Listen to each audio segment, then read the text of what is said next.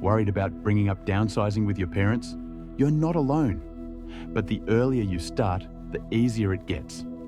Keep it casual. No one wants a stressful, last-minute move. Bring it up naturally. No pressure, just a friendly chat. Highlight the perks. Less maintenance, fewer stairs, lower bills. Downsizing can mean more freedom and less hassle. Offer options, not ultimatums. It's not about rushing them. A smaller home, a retirement village, or even simple upgrades.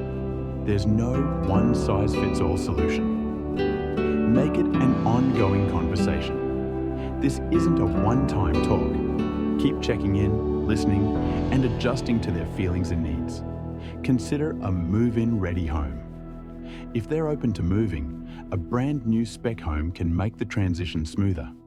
Fixed timelines, modern design, and features that suit their lifestyle.